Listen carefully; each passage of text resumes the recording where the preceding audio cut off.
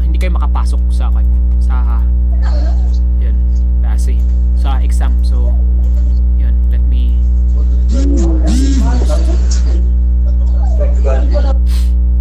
alright, so check ko lang walang basing sound.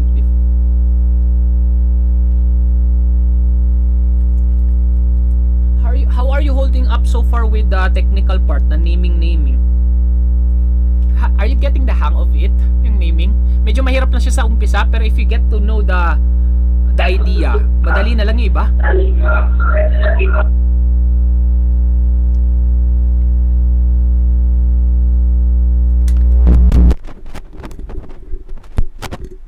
May buzzing sound talaga siya.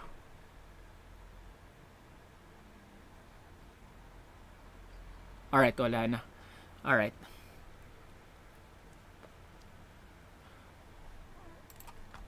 Alright, so last 2 minutes. Maybe we can start already. Okay lang ba? Mag-start na tayo. Alright. Yes, sir. Okay. Para... Are you seeing my screen right now? Yes, sir. Alright. Yes, sir. Makikita nyo na. So, papalakin ko na lang para makita nyo lahat. Alright. So, okay, once again. And let's just have a review of the ones that I get to see in your submissions last time. Again, no, when I say a deadline kasi, tapos alam ko yung deadline na binigay ko is Saturday or Sunday that week, one thing that makes it easier for me to track if late submission kayo is si Messenger kasi nagpapakita kung anong oras, anong date nyo sinend yan. So, syempre, mas bibigyan ko ng malaking incentive yung mga nagpasa ng maaga. Alright? So, yun na nga po yung sinasabi ko, no? Though hindi ako strict na sinasabi ko, pasa nyo ganito, or deadline. Pag deadline na, hindi na kayo pwedeng magpasa, no? Still give you the chance for it. But, looking at the submissions that you have, let's have a review of your common mistakes that you encounter in those ones, no? First mistake that I get to see is your alphabetical ordering of your alkyl group. Meron akong, ang maganda kasi sa mga taong nagpapasa ng maaga, if I get to see maaga yung pinasa nyo at nakikita ko agad yung pinasa nyo at meron akong nakikitang mali, no? For those who are experiencing this one, sinasabi ko, ulitin mo kasi may mali dito. No? I-delete mo lang yung unang photos na sinend mo and do it once again. So I give them the chance on the perks also for submitting it early is because, no, at least nagsubmit nila ng early at nakikita ko agad yung mga mistakes. However, yung mga late na nagpasa, siyempre hindi ko napakialaman kung ano yung pinasa nyo, yun na yun. But just to give you an idea, no, ang common na nagkakamalian nyo is the alphabetical ordering. Just like ito, dahil pinasukan nyo ng di, si ethyl dito, no, masusunod pa rin yung alphabetical order na si ethyl, no, di kasi naging letter D na yung una niya, siyempre mauuna na si diethyl. So makikita natin dito, let's say for example, some of you answered 1,3-methyl 4-diethyl propane, which is wrong. Kasi syempre mauna naman si letter D kaysa kay letter M. So the correct answer should be 4-dimethyl tapos 1,3-methyl propane. Kahit na late yung number ni dimethyl, pero kasi alphabetical ordering sinusunod natin, follow the alphabetical ordering of both alkenes, and eventually later on yung alkynes natin. Ganun pa rin. Alright? So, yan yung common na mistake nyo. Next mistake. Meron po sa inyong nagsusulat ng different separator. No? For others, what you're doing is that, no, ginagawa yung separator is actually hyphen. No? Nakita nyo yung hyphen sa taas na ito. No? Let's say for example, 4-dimethyl, 1,3-methylpropane, dapat, no, pag dalawang magkakasunod na number, please separate them with a comma, not a hyphen. Alright? It's a different thing when you're going to use the hyphen and a comma. Alright? So, ito yung tamang answer dito sa baba. Pag dalawa or tatlong magkakasunod na mga numbers, you separate it with the comma, and the rest will be hyphen. So, that's another thing that's common mistake sa inyo. Another would be though hindi ko to itunuro actually, pero this is actually just a review of your junior high and your senior high na na chemistry, no, yung pagsusulat po ng drawing this time. No, drawing this time. looking at here, meron tayong CH3 double bond, CH3 single bond, CH2 single bond, CH3. What do you think? Correct ito o mali? Is this correct or wrong? No. Mali, sir. Mali. Anong Wrong, mali sir. dito? CH3, sir. Malapit dun sa ano. Yung CH3, no? The second column. The second column, alright. Actually, there's a problem here kasi alam natin, no? That's the reason why I asked you in chapter 1, the activity 1 of how many valence electron can carbon have? Ilan ba yung valence electron niya? Or ilan ba yung available attachment niya? Ilan yung available attachment niya? Second one? No? Valence electron or how many attachments? 4, sir. 4. Alright, the answer would be 4. Alright, the answer would be 4. Ano? Sa 4 na yon na pwede niyang i-attach, no? I-subtract nyo lang kung ilang bond yung nakakonect sa kanya. For example, CH3, meron tayong 2 bond dito. Di ba? 2 bond dyan. So therefore, pag nakuha na yung 2 bond, ilang bond na lang ang naiwan? Out of the 4. Nakuha na yung 2 eh. So therefore, meron na lang 2, tama? So yung 2 Yes, sir. bond na yun na available, para kay hydrogen yun. So therefore, ilan yung tamang hydrogen dito sa unang CH3? 2. Alright? There should be CH2 only, hindi CH3 itong first. Alright? Now, let's go to the middle one. In the middle one, again, you have your carbon. And we know pretty well that your carbon have 4 available attachment. Now, we know that on the left part, meron siyang 2 double bond na nakuha na. On the right part, meron siyang isang single bond na nakuha na. Alright, so, how many attachments are there already ang nakuha? Ilang attachment na yon? 3. 3. So, ilan na lang ang naiwan? Isa. Isa. So, therefore, yung isa reserve para kay hydrogen. So, therefore, ilang hydrogen dapat meron dito? Isa lang, sir. Isa lang. So, therefore, no, ang susulatan mo lang dito, CH. Therefore, the correct answer would be this one. Nagets nyo yung point? Alright? Yes, sir. I hope that you get that point. Yun lang yung common, isa mga common mistakes na, meron kasing nagkuhan sa akin, sir, paklu naman, tama ba yung ginawa ko? Alright, sige. Pinagawa ko sa kanya yung first example. Ginawa niya, ang binigay niya medyo kamali. Sabi ko, sige, meron problema doon sa unang group ng CH mo. Alright, ayusin mo. Nag-send siya ulit ng yung answer niya, tama na this time. Alright, so, yun. Sabi lang natin na 4 valence electron. Alright. Counting the longest chain. Minsan nagkakamali din yung mga sa inyo dyan. No, for the alkanes, pwede tayo kasing usually hindi mag-follow ng straight line. Basta ano yung pinakamahaba, basta babaliko-baliko yan. Ano yung pinakamahaba, yun yung para ka alkane. However, for alkenes, no, medyo stricto siya ng konti na at some point kailangan nating maging straight siya and always include the double bond in it.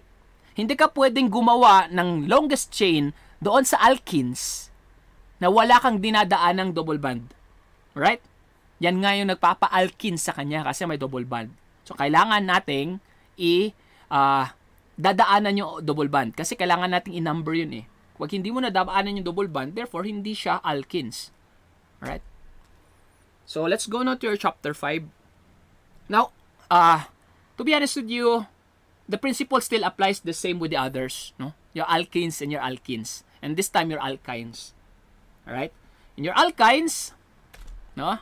These are the ones also, kung si alkanes are pure single bond, si alkenes are pure meron silang mga double bonds.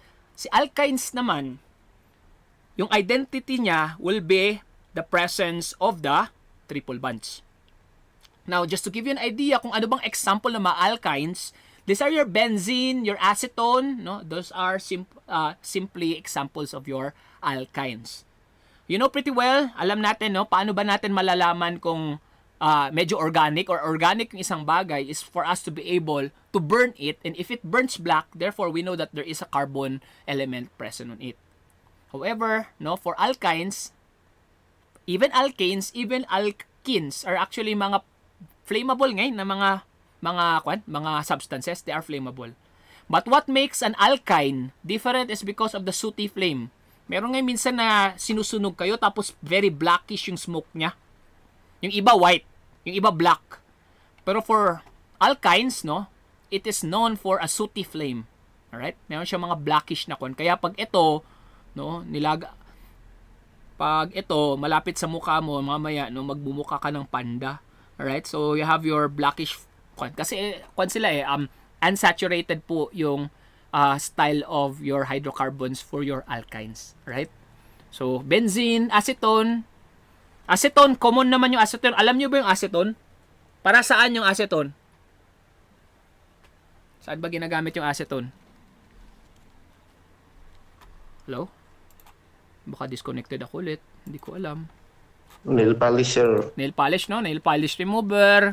Pag meron kayong mga mga sinulat sa pentel pen nyo, gusto nyong i-delete, no? Pwedeng si acetone. Ano yung pansin nyo kay acetone pag hinawakan nyo? Medyo malamig, sir. Medyo malamig. Alright, tama yun. Medyo malamig. Pero ano yung napansin nyo? No, sir, Parang patam sir kat may ikat nga jay kasla mabaw-bawasan, sir. Alright, tama, no? That's actually the answer that I'm looking for. It's actually volatile, no? At room temperature, madali siyang mag-evaporate. So nga dahil acetone nyo, after you get to use that one, no? After you get to use that one, you need to turn that one on. You need to close that one. Kasi pag naka-open yan for the whole day, or just leave it open there, mamaya wala nang laman yan. It's because everything has already evaporated. Anything that is alright, volatile, the word would be volatile, no? Volatile substance. They are the ones that are actually easily evaporating. Now when talk about your alkynes, ito yung general formula niya. So magkakaiba din doon sa alkene, no? Sa alkene is +2, ito -2, no? And in alkynes again, we have your triple bond. So we start with your ethene. Hindi naman pwede kasi mag-isa lang yung carbon tapos wala siyang triple bond.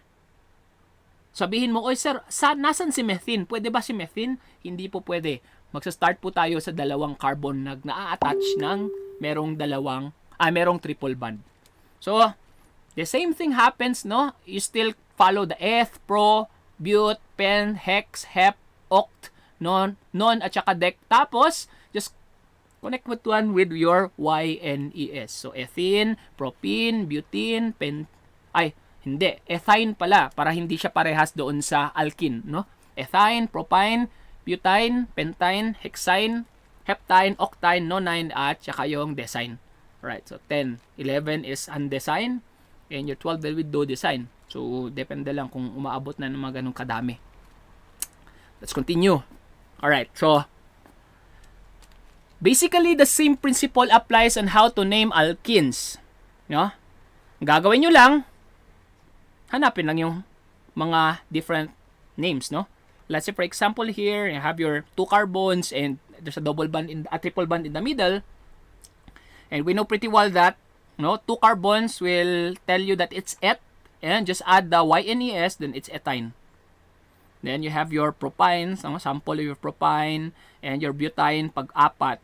Pero, again, the same with your alkane, no? Later on, we'll be having your exercises for this one. So, steps of naming your alkynes. Find the longest continuous chain of carbons which contain the triple bond. Again, the same thing applies with your alkenes. Kung double bond doon, triple bond naman ka alkynes. Number 2, number the carbons in the parent chain so that the triple bond has the lower possible number. Looking at it here, sa propine, no? Propine. Alright, meron tayong propine dyan. Nakikita nyo ba yung propine? Alright, how do we number the carbons? Is it from left to right or right to left? Following the step number 2. Is it from left to right or right to left?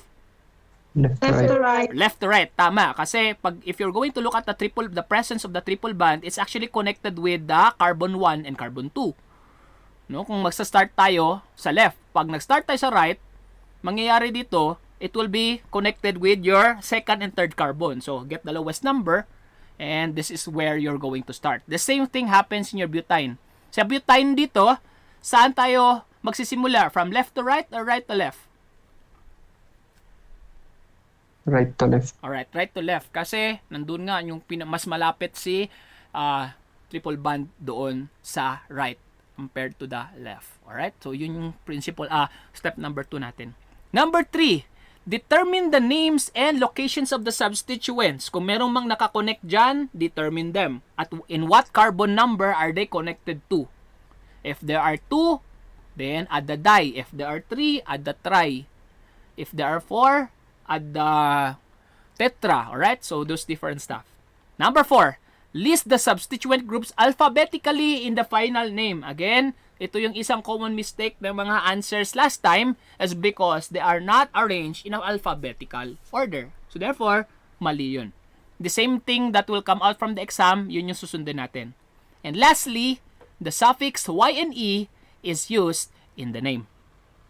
So, let's try to have some few examples. If you have your pen and paper there that you can work on, maybe, let's try to name this alkane and give you 1 minute and maybe somebody would like to answer this one. 1 minute, 30 seconds, alright? So, try nyo. Try nyo dyan. The same thing applies sa alkenes nyo. Kung ano yung natutunan nyo, is the same thing applies here in your alkynes. Alright, I'll give you 1 minute. Try nyong pangalanan ito. And maybe anybody would turn on their mics and say na sino yung unang magsasalita. Whoever you are, I'll give you an incentive for that one. Sino man yung unang magta-turn on ng mic, sabi niya, answer ako. Bukas na kayo ng mic, sabi niya, sir, I have an answer. This will be my answer.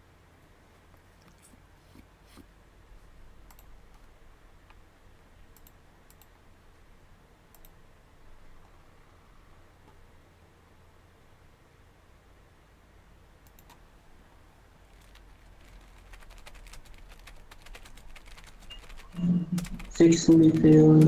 Alright. Sige. So, somebody's answering now. What's your answer? Wait lang. Sige. Sir. Okay, sige. Somebody's answering. Sige, go. Go Sir. ahead. Still natin. Isa yung unang nagsalita. Mr. Kiteng, sige, go. You have an answer? 6 methyl trioctane.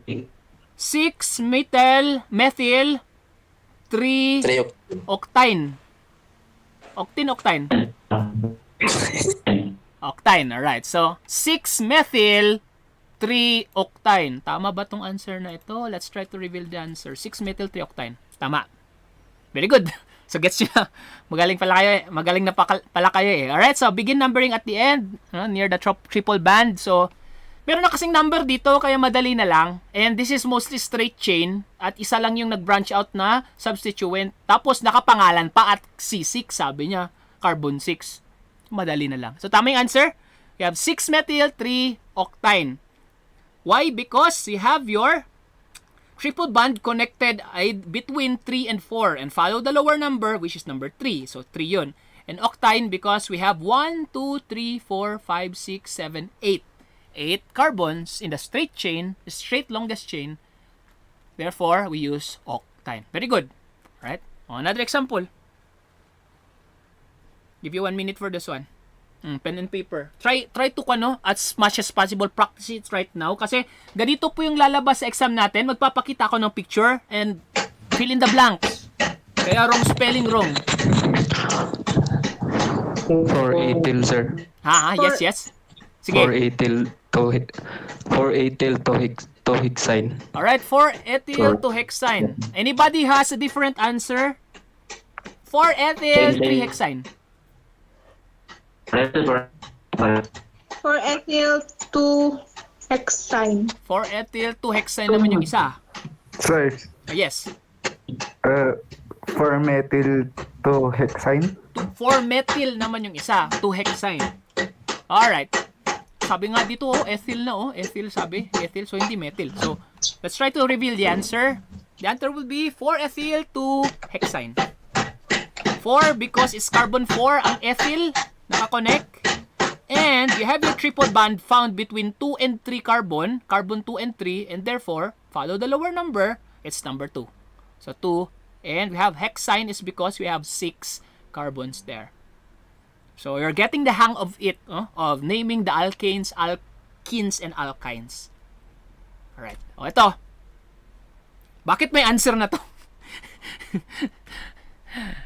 Alright, may answer na pala ito eh. Sorry. Alright, sige. Let's just get to discuss this one, no? Tama ba itong answer? Tama ba itong answer na ginawa ko? Would you agree with the answer? Would you agree with the answer? Yes. Or No, baka kamali ako? No, sir. Okay, No, you have a sir. different 5,5 answer? dimethyl. Anya nya, we have... Dimethyl. 5,5 Dimethyl. dimethyl. Alright. So, 5,5 dimethyl. ano yung tamang answer? Share to us the tamang answer. Dimethyl. Alright, the answer would be, ang kamali pala dito is, ang nakasulat dito, diethyl. Now, we know pretty well that ethyl has 2 carbons, no, in the alkyl group. However, what is found here is that these are just single carbons. So therefore, this is methyl. We have 1 methyl here and 1 methyl here at the bottom. And they are located at the carbon 5. So we have 5,5 dimethyl. Alright, the correct answer would be dimethyl. And, no, trying to locate where we can find the triple bond, that would be between carbon 3 and carbon 4. And again, we follow the lower number, that would be carbon 3. So we write the 3 there. And the longest chain, we have 7. And the suffix, the prefix for that one is hept. And you connect the tine. Alright, very good. So, mali pala ako.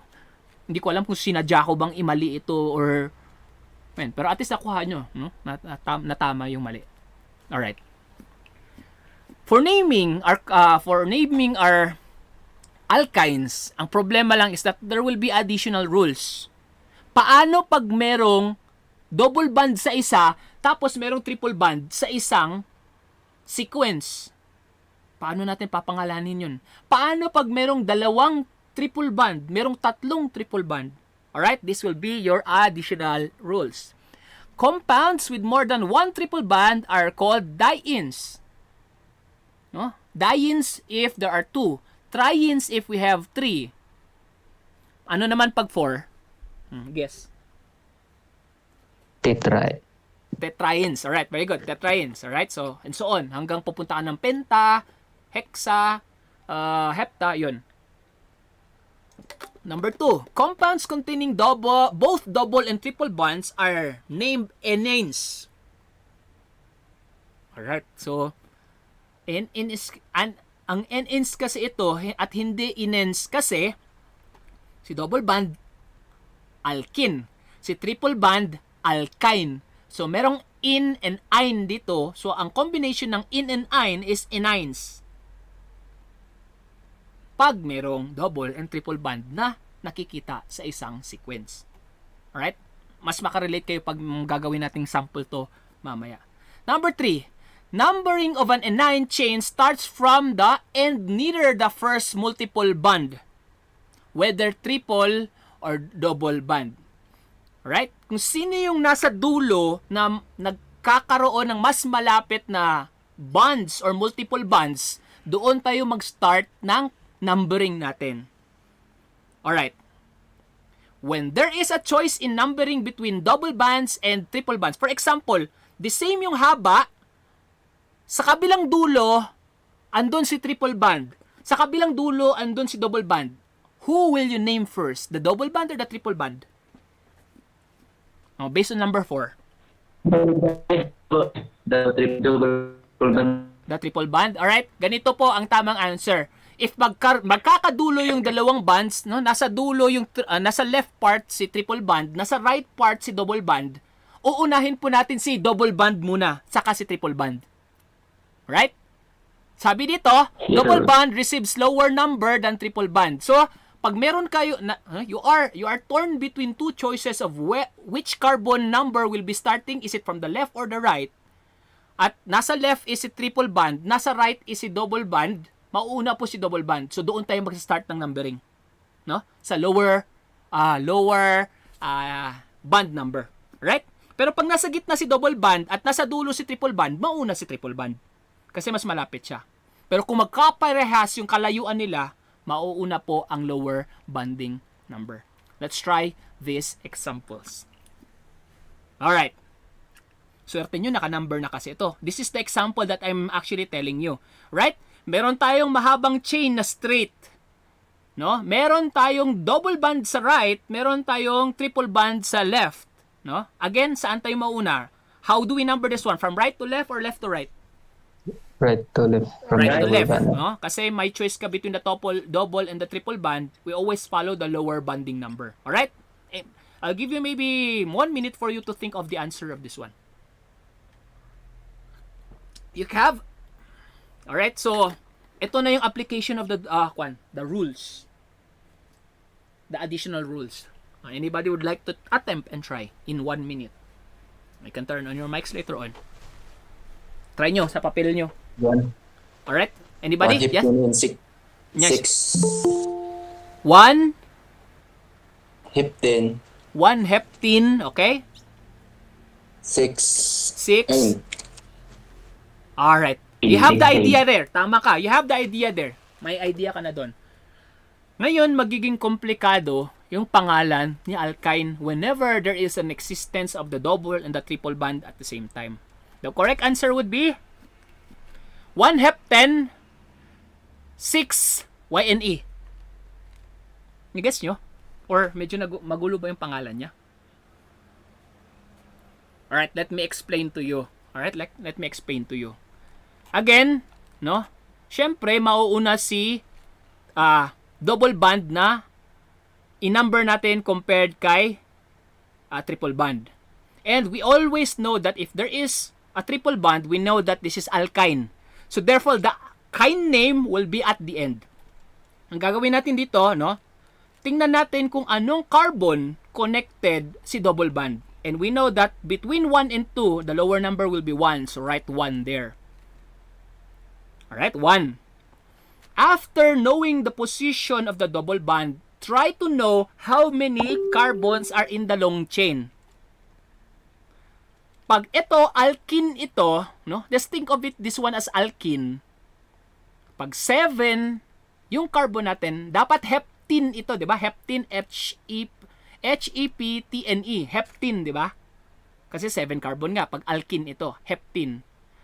But, no? In this case, yung heptene natin, tanggalan natin ng E. Tanggalin natin ng E at magiging heptane na lang. So, pag hexene yan, hexene na lang. Pag pentene yan, penten na lang. Nawawala yung letter E. Kasi think of it, no? If there are 7 carbons here, that is already hep, no? Pero kasi merong double bond, tin. And at the same time, may triple bond, wine. So, dapat ito heptine. Pero wala. No? Hindi natin i-connect. So, nakuha natin that the longest carbon, no? We have 7 carbons. And that would be heptene, but take out the E. Now, this time, no? If we got the long chain already, determine at which carbon is the triple bond connected. And we know, no? Makita natin dito, it's connected between 6 and 7. And then again, follow the lower number, that would be your number 6. Tapos, ilagay mo na lang yung Y and E. So, dapat ito, ang pangalan na ito, heptanine. Kasi may alkene at alkyne dito because of the triple bond. So, heptanine sana ito. So, the one will tell you that it's the alkene group. No? The alkene is found in the 1 carbon. And the heptine, no, with that triple bond is found in the 6 carbon. So, ganito yung pangalan na sa kanya. Take out the E of the heptene and add the Y and E in the last. Alright? So, some more examples para masanay kayo dito. Alright? So, medyo komplikado siya. Pero let's try some more. Alright, ito. Hindi ko natanggal yung pangalan. Hindi to yung pangalan niya. I'll give you 1 minute for you to name this one.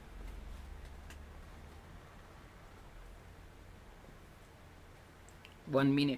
Anybody can turn on your mics after they already have named this one. Hindi yan yung pangalan yung naka-red na 1 heptene 6 ine.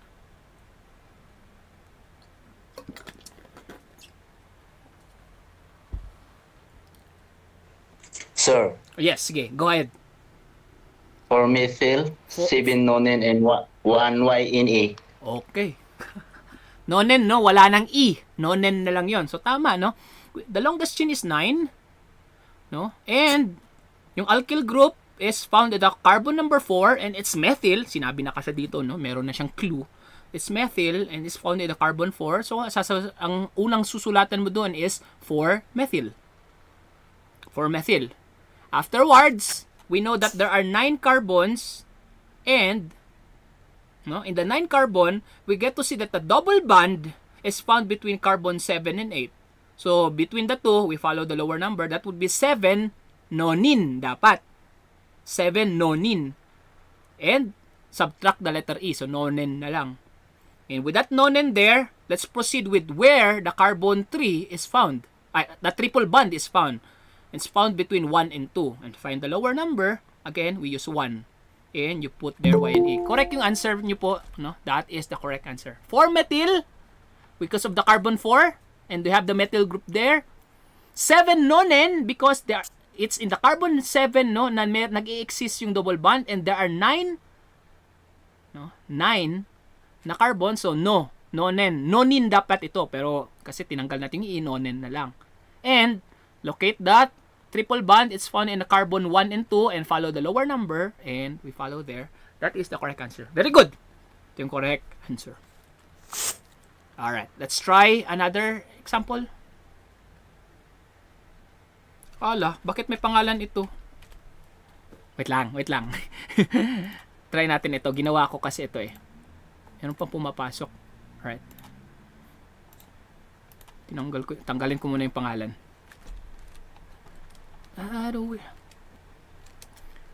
Nanghihina. Mapwede eh. Ayaw mag...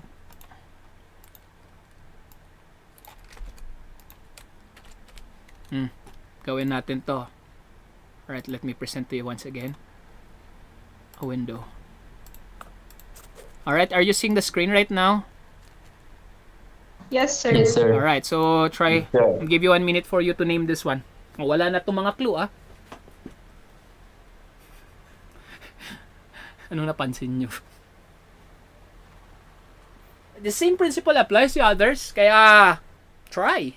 There's no harm in trying because again, sinasabi nga ng mga professors ko dati, mas maganda nang magkamali kayo sa eskwelahan kaysa magkamali kayo in the real life when you are already professionals. Because the school is actually a ground of mistakes. So, kamali na kayo ngayon kaysa magkakamali kayo in your future. There's no harm in trying. Go lang. Try it.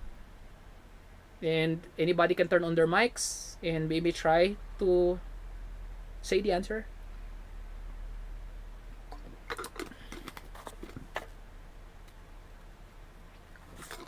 So how do we count?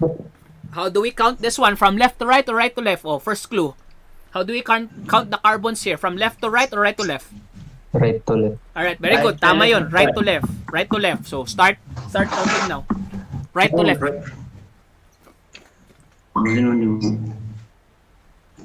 Sir, Yes, sige, go. 3 and 5 wait lang. 3 and 5 die-in and 1 heptene. Alright, very good. 3 and 5 die-in and 1 heptene. Tingnan natin yung pangalan. Ala, tinanggal ko rin yung answer. Alright. 3 and 5 die-in and 1 ayun. Alright, so ano ba yung pwede nating ma-answer dito? Are you seeing my screen right now? Aha. Try nating answer in this first spot. So, makikita natin, we'll be counting this one from right to left. 1, 2, 3, 4, 5, 6, 7. So, we know that there are 7 carbons in the straight chain. And we need to determine first yung double bonds. And the double bonds are found in the 1, 2, 3, third carbon, and 2, 4, 5. 5. So, 3, 5 hyphen. And since there are 2 double bonds, no? 2 double bonds there, we're going to add die. And since the long chain is how many carbon? 1, 2, 3, 4, 5, 6, 7. 7. So ano ba yung, what would be the prefix for 7 carbons? Heptene, no? Heptene, dapat ito, pero subtract the letter E, heptene ito. Heptene. Tapos, what's next? Anong gagawin natin next? Find the triple bond. Oh, find the triple bond. And where is the triple bond connected to? At what carbon number? 1. 1. So, lagyan natin ng 1 dyan. And ano yung last na gagawin natin? Anong yung last na itatype? Y in. Y and A. Tapos. Y. Oh, yan na yung answer. Ayos lang ba? Medyo nakukuha niyo ba yung diskarte? Yes, sir. Alright. So, ganun lang. I get to see that some of you are discussing it with the groups. It's okay. I'm really actually happy if you're trying to discuss it with a group. Nakikita ko sometimes in a my day, bumibisita sa bahay, nag-a-answer, nagtutulungan, okay lang yun sa akin, no? As long as you get to also, wag kayong isang tao na kumukopya lang, no? Pwede ka naman kumopya actually. I'm not very strict with that one. Pero syempre pag-aralan mo, paano? Kasi, sa exam, sabay-sabay kayo lahat, no? Sabay kayo by that time, and kung saan man kayo last na nag-stop, no? Kung umabot na sa time limit, at kung saan kayo last nag-stop, at na-stop ko na yan, hanggang doon lang din yung score nyo. So, one thing that you'll be really very careful when doing the exam for this one is to also limit your, manage your time. Alright? Baka later on, no, nag-prioritize ka sa isa, pwede mo naman palang balikan ito mamaya. You need to prioritize on how to take the exam. So, napangalan na natin ito. Alright, questions with alkynes? Questions with alkynes? Maraming mga example dyan sa kanyo. Pero again, I encourage you to watch the organic chemistry tutor. Ang galing niyang magturo at madali siyang magturo. Yung 15 minutes niya, parang makuha mo na yung idea ng lahat ng mga alkynes. I'll give you the link later on for you to watch on to also. Pero he's one of those mga easy to get lang ng mga tutors, no, online at YouTube. Alright? So, tapos na tayo actually sa tatlong magkakasama. Alkanes, alkynes, alkenes. So, the next one in chapter 6 will be a totally different style naman, no? These are what you call your aromatic hydrocarbons. Let's go with your chapter 6 na. Dito, skip muna tayo ng pagpapangalan, no? Let's get a breather again. For the meantime, breather tayo. Kaya, actually, sa original na module na ito, meron itong naming. Pero, I decided to take that one out, no? Pero if you'd like to continue and trying to know how to name, there's no problem with it, no? That will be additional information for you. That will be additional knowledge for you. That later on, you'll be really be very, mas madaling, alright, so, when you have the word, when you read the, when you listen to the word aromatic, ano ba yung ibig sabihin ng aromatic? Mabango. Mabango, alright, no? Minsan pag nagluluto tayo, meron tayong ina-add na mga aromatic, sabi ng mga chef, no? Or if you know Ninong Rai, siya kasing pinapanood kong chef right now. Aromatics, no? For us, whenever we cook food, it's not just the taste that we are after. We're also after of the smell. If it smells good, then maybe it tastes good. If it looks good, then maybe it tastes good also. But for this aromatic hydrocarbon, no, these are known to be aromatic, talagang mabango. One example of your aromatic hydrocarbons are your benzaldehyde. No, coming from your peaches, yung sa peach natin, nakakita na ba kayo ng peach or nakakain na ba kayo ng peach? Meron siyang distinct na amoy, si peach. It's because it has aromatic hydrocarbons in it. At the same time, no, another example would be your toluene, coming from your myroxylon trees. No, itong, hindi ko alam kung merong trees na nabubuhay na ganito sa atin. Ganito yung itsura ng tree eh. Hindi ba to ilang-ilang? There is a tree, no? Sa amin yung ilang-ilang, paggabi, mabango siya paggabi eh. Dumadaan ka doon sa road na nandito yung tree na yon, no? There's a distinct smell, it's aromatic.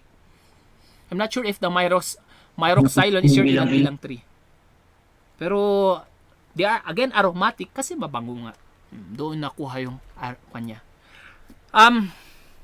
When I was young, when I was in high school, no, way back mga 1990, hindi ko na malala. Hindi 1990 pala, 2000 to 2005, no? That's when I had my high school.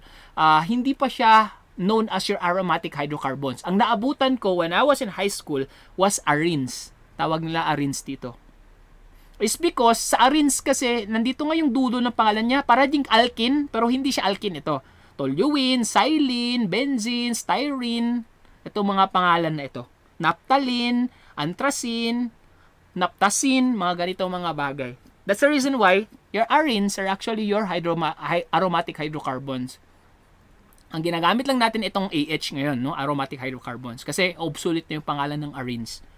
But the arenes will give you an idea of what will be the last part of the name. Ito, toluene, stilbene, naphthalene, no? Yung ENE will tell you that it's aromatic hydrocarbon. Alright. For us to be able to distinct talaga the hydrocarbon, this is what you call your benzene ring. Nakikita nyo itong benzene ring na ito. This is actually, pag ilang sides itong benzene ring natin? How many sides does this one have? Or what shape is this in terms of polygon? Anong shape nito? Alright, no? This is an hexagon. Hexagon, no? Hexagon. Or ito yung nakikita nating shape sa mga honeycomb natin. Hexagon. We have 6 sides. 1, 2, 3, 4, 5, 6. Alright? And in that 6 sides there, we have 6 carbons there. Makikita natin, if you're going to expand that one, your benzene ring looks like this one at the end. We have 6 carbons interconnected to each other, and no, we skip a double bond in each one. So, dito, double bond, single bond, double bond, single bond, double bond, single bond. Now, sometimes, no, scientists, tamad na silang magsulat ng benzene ring na ganito. Minsan, may makikita kayong drawing na nasa gitna. Yan lang yun. Parang hexagon na nilagyan mo ng circle in the middle. If you get to see in books of this one, this is simply benzene. Benzene, and it's related to your aromatic hydrocarbons because aromatic hydrocarbons are your arenes. Benzene ring. Ring kasi ito kasi connected sila lahat ng carbon. Hindi siya nga straight chain. Right? So, ring. So, imagine this is parang bolt ng sasakyan. No? The big bolts that you are, and the nut no? The nut that you're connecting in a bolt. So, ganito yung pagdrawing. So, you can draw it this way, no? Hexagon with lines, no? Double bond, skip, single bond, double bond, single bond, or just a hexagon with a circle in it. Again, it represents your benzene ring. Alright, so the simplest aromatic hydrocarbon would be your benzene. Alright? Pwede mong i-drawing ng ganito, pwede mong i-drawing ng circle in the middle. And this will be your C6H6. No? Because you have your 6 carbon, 1, 2, 3, 4, 5, 6 carbon. And we have, no, 6 hydrogens also. 1, 2, 3, 4, 5, 6. So therefore, the simplest one would be C6H6 or simply your benzene. Right, so benzene. However, sa benzene mo, pwedeng magkaroon ng attachment dyan na hindi hydrogen. No? What makes your aromatic hydrocarbon distinct is because pwedeng mag-connect dyan is OH, pwedeng mag-connect dyan is NH, pwedeng mag-connect dyan are other elements aside only from your hydrogen. So, hindi na ako magde-delve deeper about it because again, hindi tayo magne-name dito. We'll be skipping the naming here and I will not be including namings here in your exam. For us to be able to relate your aromatic hydrocarbons, let's get to have some few examples. You have your xylene. Xylene is CH-H10. Is a colorless gas with sweet smell. It can either come together with petroleum products or methanol. Ano bang gamit ng xylene? No? Xylene is actually used for paint thinner. Or, minsan, meron po siya sa cigarette or sa burnt gasoline. So, tingnan mo dito, thinns, epoxies, and enamels. Thinns, epoxies, and enamels. Alam niyo yung epoxy, yung pangtapal ng mga nabubutas na bubong? No? You have your epoxy or yung mga tapal bulkasil. Those are epoxy. Now, alam natin na epoxy pag tumatagal, tumitigas yan. Yun nga yung gamit niya para para tumigas or meron yung mga nabutas, tapalan niya at tumigas doon. But your xylene can actually thin out those epoxies. And even your enamel. Enamels are actually the ones used for paint, no? Yung ginagamit nating pang-attach sa mga metal, enamel yung ginagamit nating type of paint pag metal, right? So nagpapanipis. So paint thinner itong xylene. Another example would be, before that, no? Alam niyo yung, have you tried painting houses? Have you tried painting houses? Alright? Yes, sir. Or helping painting houses. Tapos, syempre, hindi natin gagamitan yung paint natin. If we're using an enamel paint, we're adding paint thinner there para medyo hindi siya ganun kalapot at madaling dumikit doon sa pinagpapaintan natin. I'm not sure, pero some others are actually nababanguhan ngayon sa amoy ng pintura. Gustong-gusto nila amoyin yung pintura. Hindi ko alam kung addict lang ba o talagang pero gustong-gusto nila amoy ng pintura. No? That's the reason why a newly painted house is not hindi pa siya pwedeng bahayan nyo agad yung newly painted house kasi yung amoy ng pintura andun pa and it can cause headache or dizziness. Right? It can even weaken your nervous system. Baka later on, na-collapse na lang kayo kasi no, yung inilalanghap nyo is xylene. Alright? So, let's go another example of your aromatic hydrocarbon. Eto. Another common aromatic hydrocarbon is your naphthalene, C10H8. Makikita natin your naphthalene is actually two connected na benzene ring. No? Makita natin parang honeycomb na connected na benzene ring. Naphthalene is an example of your aromatic hydrocarbon. Saan natin nakikita ito? Anybody? Common ito. Common itong nakikita natin. Ito yung nakikita natin sa mga aparador. Naphthalene balls. Alright, you have your naphthalene balls, no? Alam niyo yung ito? Have you ever seen this one? Mothballs? Yes, sir. Yes, sir. Mothballs. Your mothballs are actually naphthalene. And, no, it's likely found in processes where burning fuels occur, blah, blah, blah, no? Your naphthalene is actually, again, sabi nga natin, aromatic hydrocarbons. They have their distinct smell. And the smell of the naphthalene is something that the insects don't like. Nababanguhan ba kayo sa naphthalene? Have you ever tried opening your aparador and it smells naphthalene? No.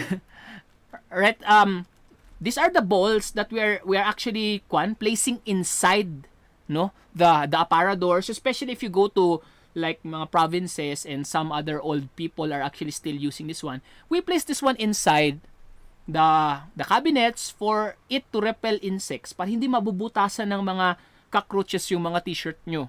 Hindi mabubutasan ng mga whatever insect there are, no, found here. So ito nga isa amin nilang amoy kaban, amoy ataol. Whenever you have that cabinet that is full of naphthalene, nangangamoy ang naphthalene din yung sinusuot mong tawag nito, mga damit. And no, inhalation of high levels of naphthalene can pose serious health risk, at this is linked to hemolytic anemia. Hemolytic anemia is actually yung anemia mo, yung red blood cells mo is actually naghe-hemolyze or namamatay nga. No? So namamatay yung mga red blood cells nyo, nagbo-burst yung red blood cells nyo to the point na mababa yung red blood cell mo and therefore nagiging anemic ka. Maputla ka, puting-puti ka, kasla ka nga vampire, hindi, parang akala nila wala ka ng dugo. No. So you have less blood there in your body, therefore your other functions in your other organs in your body will not function well. Kailangan natin ng enough blood in her body. That's the reason why whenever we encounter mga mga disgrasya and we lost so much blood, it needs to be replenished right away. Kailangan nating i-replenish yung blood natin. The same goes with your hemolytic anemia. Your blood loses the red blood cell. So therefore, if you lose your red blood cell, walang magdadala ng oxygen and nutrients to your cells of your body, especially to your brain. So, wag po kayong do not get these mothballs and try to smell it until you get addicted to the smell. Right? It's not good. It can pose serious health risk. Another would be your kinin. Your kinin is C20H24NO2. Sabi ko nga, hindi lang laging H ang nakakonect dyan. Minsan meron tayong hydrogen and also oxygen. Looking at the structure, no, makikita natin dalawang benzene ring na merong oxygen doon, merong connected na OH dito, at meron na tayong NH2. Alright? nitrogen and 2 hydrogen there. Alright? Kinin is used by doctors to treat leg cramps. It is also used to treat malaria. Kinin is actually found in your mga medicine for treating malaria. Alright? Ano po mong gamit ito? Even though kinin has important medical use, research have also linked the compound to decrease platelet count, cardiac problems, and kidney failures. Your kinin is actually, sabi nila, is related to your penicillin. Penicillin, your antibiotic, no? Sa penicillin. And your penicillin is found in a certain flower na nakukuha siya na ginagawa nating penicillin. Penicillin is actually an antibiotic na nakakapatay ng mga bacteria. So, kinin is related to your antibiotics. Next would be, lastly, no? Parang maaga tayo ngayon. Lastly would be your PAH or your polycyclic aromatic hydrocarbons. Now, if you are already doing your chapter 6 activity, this is the one that I'm actually asking you to watch and have a reflection on it. Meron tayong mga questions doon sa chapter 6 about your PAH. Again, wala po tayong naming for your chapter 6. You have your PAH or your polycyclic aromatic hydrocarbons are a class of chemicals that occur naturally in coal, crude oil, and gasoline. And we know pretty well that our engines, our machines are really very dependent on this type of mga fuel. Coal, crude oil, and gasoline. So whenever they are burnt, no, we increase the amount of PAH in our environment. PAH generated from these sources can bind to or form small particles in the air. Now, what is the risk that is posed? Anong risk ang pwedeng idulot ng PAH sa atin? So, that's the reason why, no, sabi ko nga, pwede nyong panoorin yung clip na yun. I think it's a 10-minute clip lang in YouTube that you can watch, and after watching there, you can start answering your questions. So, ganito lang ka-short sa atin ngayon. We still have 11 more minutes. Binawi ko na lang yung overtime ko last time. Hanggang dito lang tayo. Dito lang yung coverage ng exam natin from chapters 1 to 6. And the rest will be from 7 to 14 will be for your finals. Now, I'm open to questions or suggestions or discussions or maybe of your exam or whatever that is. Now is the time for you to speak. Speak now or forever hold your peace. Anybody? Kada question nyo, tamag nyo. Awan? So, nag-gets yun, no? Agsublit tayo manan, ti chapter 7, talking about alcohol. Oh, yan, alcohol. Alcohol yung pag-uusapan natin sa chapter 7. So, doon magna-name tayo ulit. And yung mga questions natin doon sa alcohol, meron tayong i-discussions after that one. So, the same applies with your alkenes, alkynes, alkanes, no? And trying to name, konting modification lang, but the naming will be, at least meron na kayong idea sa canes, ens, and ions. Right? Questions? So, amenable ba kayo Friday 5 to 6 for the exam? For the majority sana, kung meron, pwede. Pwede, sir. Pwede, alright, 5 to 6. Wala namang nakatama na ibang subject on that 5 to 6. Baka meron lang namang conflict niyan sa iba. Sir, wala. Alright, so, Sir, adat 5 to 6 na subject niya. ada 5 to 6 na subject yo? Alright. Ganito. Exam, sir. Di exam at lang? Exam ko or exam ti sa bali? Exam ti sa Bali, sir. Exam ti sa bali, 5 to 6. Mabalin nga ta ti 6 to 7. Da kayo man, i-move tayo ti 6 to 7. Kaya tumatla 6 to 7 before dinner. Better, sir. 6 to 7. Para nakauwi na kayo lahat.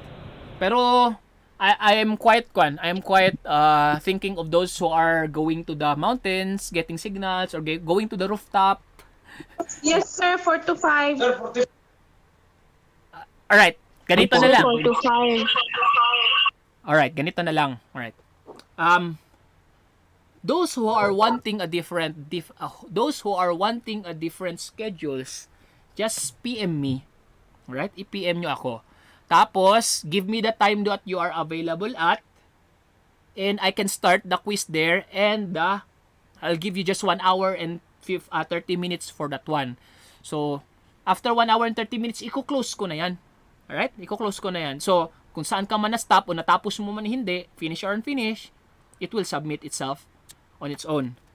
Now, if you have a different schedule, just PM me. Tell me earlier, or maybe after this class, tell me earlier na, sir, ganitong oras ako available. Para hindi ako lalabas ng bahay. Baka nasa daan ako, I'm biking, tapos hindi ko ma-access yung LMS. So, then again, I'd like you to please have practice your LMS kung ma-access nyo ba. Especially for those who are using data connections. Kasi sa LMS ko po siya gagawin. Gagawin po ko pa yung exam nyo. Hindi ko pa na-upload. Pero basically yung exam nyo, multiple choice and fill in the blanks. Sa fill in the blanks na yon, AJ fill in the blanks, I will be giving you a picture of the sequence. The blank would be naming that picture. So either alkene yan, alkene, or alkyne. Lagay ko lang yung picture doon. O, name this alkyne, name this blah blah blah.